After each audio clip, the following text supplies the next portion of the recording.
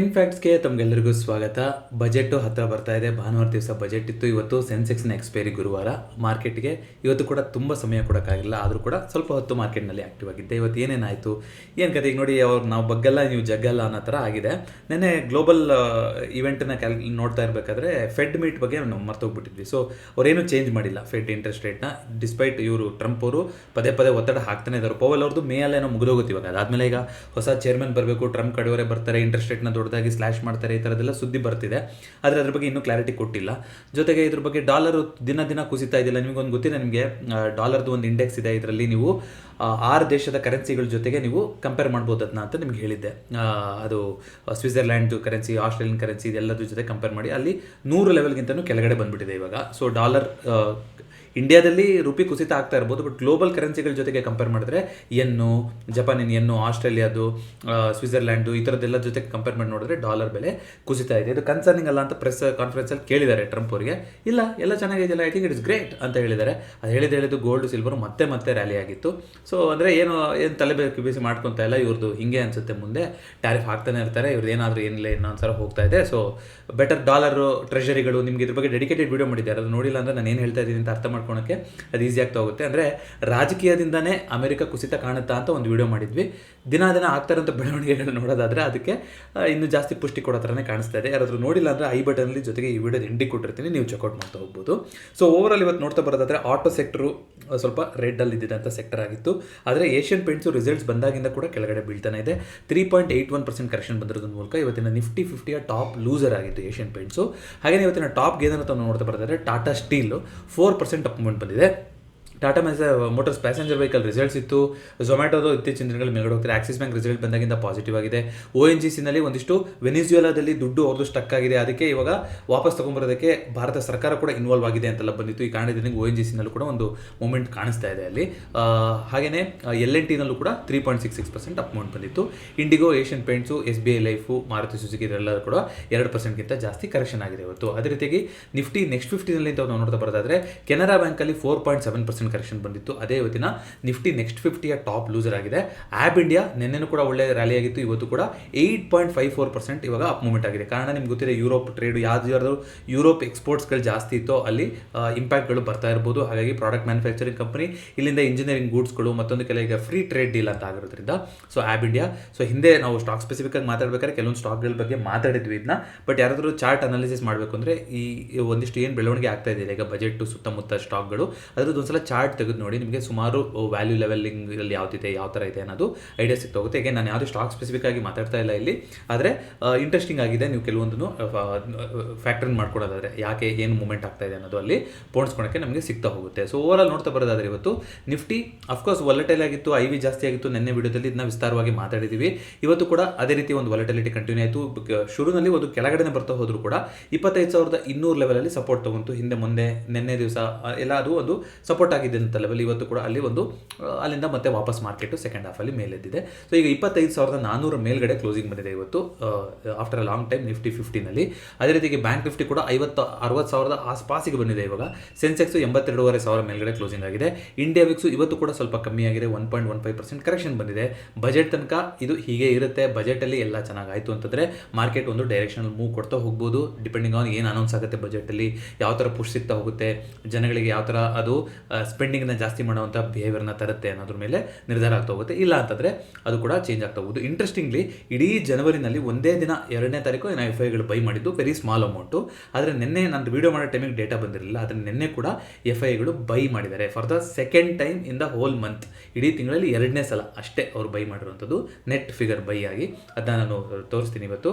ಅದೇ ರೀತಿಯಾಗಿ ಸಿಲ್ವರ್ ಈಗ 4,20,000 9% ದಿನ ಸಿಲ್ವರ್ ಬೀಸು ಯಾರು ETF ಇಟ್ಕೊಂಡಿದ್ದಾರೆ ಅಂದರೆ ಪ್ರತಿದಿನ 5% ಮಿನಿಮಮ್ ಅಪ್ ಮೂವ್ಮೆಂಟ್ ಕೊಡ್ತಾ ಇದೆ. ಬಟ್ ಇದು ಎಲ್ಲಿ ತನಕ ಹೋಗುತ್ತೆ ಅನ್ನೋದು ಖಂಡಿತ ಗೊತ್ತಿಲ್ಲ.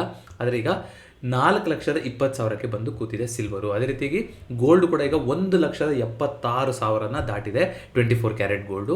ಸೊ 5,600 ಕೂಡ ಟಚ್ ಮಾಡಿತ್ತು ಗೋಲ್ಡು. ಸಿಲ್ವರು ಸ್ವಲ್ಪ ಪಾಸ್ ತೊಗೊಂಡಿತ್ತು. ಈಗ ಸಿಲ್ವರ್ ಕೂಡ 120ನ ಬ್ರೀಚ್ ಮಾಡಿ ಮೇಲ್ಗಡೆ ಹೋಗೋ ಥರ ಕಾಣಿಸ್ತಾ ಇದೆ. ನ್ಯಾಚುರಲ್ ಗ್ಯಾಸಲ್ಲೂ ಕೂಡ ಇವತ್ತು ಅಪ್ ಮೂವ್ಮೆಂಟ್ ಬಂದಿದೆ, ಒಂದು 3% ಅಪ್ ಮೂವ್ಮೆಂಟ್ ಬಂದಿದೆ ನ್ಯಾಚುರಲ್ ಗ್ಯಾಸಲ್ಲಿ.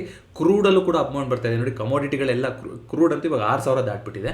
ಸೊ 5% ಅಪ್ ಮೂವ್ಮೆಂಟ್ ಬಂದಿದೆ. ಯಾಕೆಂದರೆ ಇಲ್ಲ, ಇರಾನ್ ಮೇಲೆ ನಾವು ಯುದ್ಧ ಮಾಡೇ ಮಾಡ್ತೀವಿ, ಸ್ಟ್ರೈಕ್ ಮಾಡೇ ಮಾಡ್ತೀವಿ ಅಂತ ಅವರು ಖಡಾಖಂಡಿತವಾಗಿ ಹೇಳ್ತಾ ಇದ್ದಾರೆ. ರುಪಿ ಡಾಲರ್ ಡಾಲರು ನಿಮಗೆ 92 ತನಕ ನಿನ್ನೆ ಟಚ್ ಆಗಿತ್ತು. ಎಗೇನ್ ಸಾರ್ವಕಾಲಿಕ ಕುಸಿತ, ಡಾಲರ್ ವೀಕ್ ಆಗ್ತಾ ಇದ್ರು ಕೂಡ ಇಂಡಿಯಾದಲ್ಲಿ ರುಪಿ ಅಂತೂ ಸ್ಟ್ರಾಂಗ್ ಆಗ್ತಾ ಇಲ್ಲ. ಇದು ಬಜೆಟಿಂದ ಏನಾದರೂ ಚೇಂಜಸ್ ಆಗುತ್ತಾ ಸನ್ನಿವೇಶ ಅನ್ನೋದು ನೋಡಬೇಕು.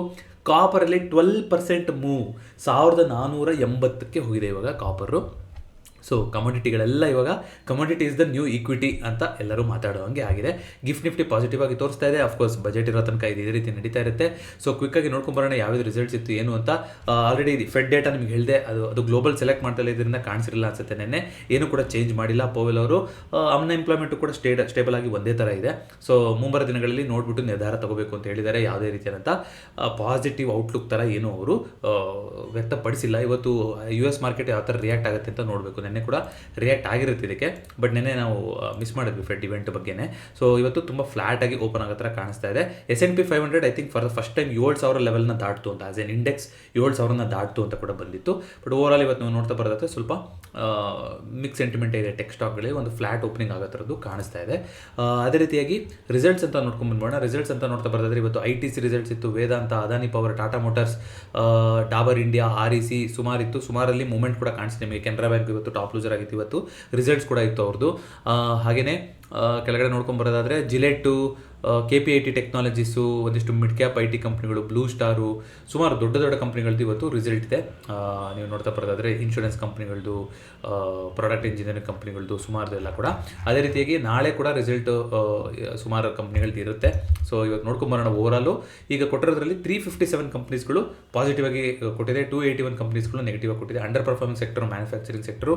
ನೋಡೋಣ ಮುಂಬರುವ ದಿನಗಳಲ್ಲಿ ಯಾವ ರೀತಿ ಶೇಪ್ ಆಗ್ತಾ ಹೋಗುತ್ತೆ ಅಂತ. ಲಾಜಿಸ್ಟಿಕ್ಸು ಟಾಪ್ ಪರ್ಫಾರ್ಮಿಂಗ್ ಸೆಕ್ಟರ್ ಆಗಿದೆ. ಸದ್ಯಕ್ಕೆ ಬಂದಿದ್ರಲ್ಲಿ LNTನಲ್ಲಿ ಒಳ್ಳೆ ರಿಸಲ್ಟ್ ಬಂದಿತ್ತು, ಮಾರುತಿ ಸುಜುಕಿನಲ್ಲಿ ಒಳ್ಳೆ ರಿಸಲ್ಟ್ ಬಂದಿತ್ತು, BEL ಅಲ್ಲಿ ಒಳ್ಳೆ ರಿಸಲ್ಟ್ ಬಂದಿದೆ, SBI ಲೈಫ್ ಇನ್ಶೂರೆನ್ಸಲ್ಲಿ ಒಳ್ಳೆ ರಿಸಲ್ಟ್ ಬಂದಿದೆ, TVS ಮೋಟರ್ಸಲ್ಲಿ. ಯಾಕೆ ಒಳ್ಳೆ ರಿಸಲ್ಟ್ ಅಂತ ಹೇಳ್ತಾ ಇದ್ದೀನಿ ಅಂದರೆ ನೆಟ್ ಪ್ರಾಫಿಟ್ ಚೇಂಜ್ ಆಗೋದೇ ತುಂಬ ಕಷ್ಟ ಇವಾಗ. ಸೊ ನೆಟ್ ಪ್ರಾಫಿಟ್ಗಳನ್ನು ಯಾರ್ಯಾರು ಚೇಂಜ್ ಮಾಡ್ಕೊಂಡಿದ್ದಾರೆ ಅಂದರೆ ಈ ಥರ ಟ್ಯಾರಿಫು ಮತ್ತೊಂದೆಲ್ಲ ನಡೀತಿದ್ದಾಗ ಅದೆಲ್ಲ ಬೆಸ್ಟ್ ಪರ್ಫಾರ್ಮರ್ಗಳೇ ಆಗಿರ್ತಾರೆ. ನೀವು ಬೆಸ್ಟ್ ಪರ್ಫಾರ್ಮರ್ ಹೋದರೂ ಕೂಡ ಸಿಗ್ತಾ ಹೋಗುತ್ತೆ. ಇಲ್ಲಿ ಕ್ವಾರ್ಟರ್ ಇಯರ್ ಆನ್ ಇಯರ್ ಇದೆ. ಬಟ್ ಇಲ್ಲಿ ನಿಫ್ಟಿ 50 ಇಂಥದ್ದೇ ಬೇಕು ಅಂತ ಸೆಲೆಕ್ಟ್ ಮಾಡ್ಕೊಳಕ್ಕೂ ಒಂದು ಕ್ರೈಟೀರಿಯಾ ಕೊಟ್ಟರೆ ಚೆನ್ನಾಗಿರ್ತಿತ್ತು ಇಲ್ಲಿ. ಸೊ ಇಲ್ಲಿ ಎಲ್ಲದು ಓವರಾಲ್ ತೋರಿಸ್ಬಿಡುತ್ತೆ ಈ ಬಂದಿರೋ ರಿಸಲ್ಟ್ಸಲ್ಲಿ. ಸುಮಾರನ್ನ ನಾವು ಟ್ರ್ಯಾಕೇ ಮಾಡಿರೋದಿಲ್ಲ ಅಲ್ವಾ, ಆ ಥರನೂ ಕೂಡ ಆಗಿರುವಂಥ ಸಾಧ್ಯತೆ ಇರುತ್ತೆ.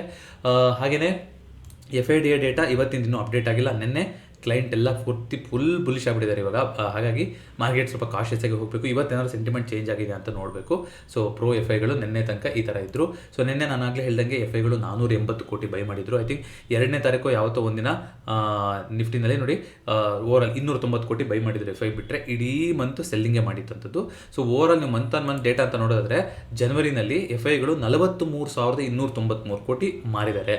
ಈ ಥರ ಹಿಸ್ಟಾರಿಕಲಿ ಆಗಿತ್ತೋ ಇಲ್ವೋ ನಿಮ್ಗೆ ಗೊತ್ತಿಲ್ಲ ಯಾವಾಗ ಆಗಿತ್ತು ಅಂತ. ಲಾಸ್ಟ್ ಇಯರಲ್ಲಿ 87,000 ಕೋಟಿ ಮಾರಿದ್ರು ಜನವರಿನಲ್ಲಿ. ಈ ವರ್ಷನೂ ಕೂಡ ದೊಡ್ಡದಾಗೆ ಇಯರ್ನ ಶುರು ಮಾಡಿದ್ದಾರೆ.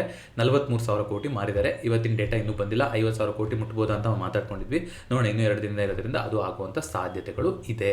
ಅದೇ ರೀತಿಯಾಗಿ IPOಗಳದ್ದು ಯಾವುದೂ ಅಷ್ಟೊಂದು ಲಿಸ್ಟ್ ಆಗಿದ್ದಿರಲಿಲ್ಲ. ಓವರಾಲ್ ಹೀಟ್ ಮ್ಯಾಪ್ ನೋಡ್ಕೊಂಡು ಬಂದ್ಬೋಣ ಏನಾಗಿದೆ ಅಂತ. ಹೀಟ್ ಮ್ಯಾಪ್ ನೋಡೋದಾದರೆ ಇವತ್ತು ಡಿಕ್ಲೈನೇ ಜಾಸ್ತಿ ಇತ್ತು F&O ಸ್ಟಾಕ್ಸಲ್ಲಿ ಅಂತ ನಾವು ನೋಡ್ತಾ ಬರೋದಾದರೆ. ನಿಫ್ಟಿನಲ್ಲೂ ಕೂಡ 50-50 ಅಂತ ಇದೆ. ಬ್ಯಾಂಕ್ ನಿಫ್ಟಿನಲ್ಲೂ ಕೂಡ ಒಂದು ಸ್ವಲ್ಪ ಸೆಂಟಿಮೆಂಟ್ ಕಮ್ಮಿ ಆಗಿರೋ ಥರ ಕಾಣಿಸ್ತಾ ಇದೆ. ಮೆಟಲ್ ಸೆಕ್ಟರ್ ಟಾಪ್ ಸೆಕ್ಟರ್ ಆಗಿತ್ತು, ಆದರೆ ಡಿಫೆನ್ಸ್ ಸೆಕ್ಟರ್ ಇವತ್ತು ನೆನ್ನೆ ಏನು ದೊಡ್ಡದಾಗಿ ರ್ಯಾಲಿ ಆಗಿತ್ತು, ಅದಕ್ಕೆ ಪ್ರಾಫಿಟ್ ಬುಕ್ಕಿಂಗ್ ಆಗಿದೆ. ಅಂದರೆ ಈ ಟೈಮಲ್ಲಿ ತುಂಬ ಒಂದು ವೊಲಟೈಲ್ ಆಗ್ತಾ ಇರುತ್ತೆ. ಬಜೆಟ್ ರಿಲೇಟೆಡ್ ನ್ಯೂಸ್ಗಳಿಂದ ಈ ಥರದಿಂದನೂ ಕೂಡ ಒಂದಿಷ್ಟು ಮೂವ್ಮೆಂಟ್ಗಳು ಬರ್ತಾ ಇರುತ್ತೆ. ಆದರೆ ಕೆಲವೊಂದು ಪಂಪ್ ಆ್ಯಂಡ್ ಡಂಪ್ ಆಗಿರುತ್ತೆ. ಸ್ಟಾಕ್ ಸ್ಪೆಸಿಫಿಕ್ ಆಗಿ ಹೇಳೋಂಗಿಲ್ಲ, ಬಟ್ ಕೆಲವರು ಕೇಳಿದ್ರು ಕೂಡ. ಇದರಲ್ಲಿ ವಾಲ್ಯೂಮ್ ನಾನು ಡೆಲಿವರಿ ಪರ್ಸೆಂಟೇಜ್ ನೋಡ್ತಾ ಇದ್ದೀನಿ 25%ಗಿಂತ ಜಾಸ್ತಿ ಆಗ್ತಾ ಇಲ್ಲ. ಆದರೆ ಸ್ಟಾಕ್ ಮಾತ್ರ ತುಂಬ ರಿಟೇಲ್ ಆಗಿ ಮೂವ್ಮೆಂಟ್ ಆಗ್ತಾ ಇದೆ ಅಂತ ಖಂಡಿತ ಆ ಥರ ಆಗುವಂಥ ಸಾಧ್ಯತೆಗಳಿರುತ್ತೆ. ಕೆಲವೊಂದು ಇಲ್ಲಿಕ್ವಿಡ್ ಸ್ಟಾಕ್ಸ್ಗಳಾಗಿತ್ತು ಅಂತಂದರೆ, ಹೆವಿ ಸ್ಟಾಕ್ಸ್ಗಳಲ್ಲಿ ಆ ಥರ ಆಗ್ತಾ ಇದೆ ಅಂದರೆ ನೋಡ್ತಾ ಹೋಗಬೇಕು ಏನು ನಡೀತಾ ಇದೆ ಅಲ್ಲಿ ಅಂತ. ಅದೇ ರೀತಿ OA ಚಾರ್ಟ್ ಅಂತ ನೋಡ್ತಾ ಬರೋದಾದರೆ 3 ಫೆಬ್ರವರಿ ಭಾನುವಾರಕ್ಕೆ ಸದ್ಯಕ್ಕೆ ಇವಾಗ OAನಲ್ಲಿ ಸ್ವಲ್ಪ ಪಾಸಿಟಿವಿಟಿ ಆಗ್ತಾ ಕಾಣಿಸ್ತಾ ಇದೆ. ಇವತ್ತು 25,300 ಅನ್ವೈಂಡಿಂಗ್ ಆಗಿದೆ. 25,400 OA ಪೊಸಿಷನ್ಗಳು ಚೇಂಜ್ ಆಗಿದೆ. 25,500 50 ಲಕ್ಷಕ್ಕಿಂತ ಜಾಸ್ತಿ OA ಇದೆ. ಅದೇ ರೀತಿಯಾಗಿ 25,000 ಇವಾಗ 60 ಲಕ್ಷಕ್ಕಿಂತ ಜಾಸ್ತಿ OA ಆಗಿದೆ. ಸೊ 3 ದಿನ ಎಕ್ಸ್ಪೈರಿ ಇದ್ರೂ ಕೂಡ ಅಷ್ಟೊಂದು ದೊಡ್ಡ ಮಟ್ಟಿನಲ್ಲಿ ಕೋಟಿಗಟ್ಟಲೆಲ್ಲ OA ಇನ್ನೂ ಬಿಲ್ಡಪ್ ಆಗಿಲ್ಲ.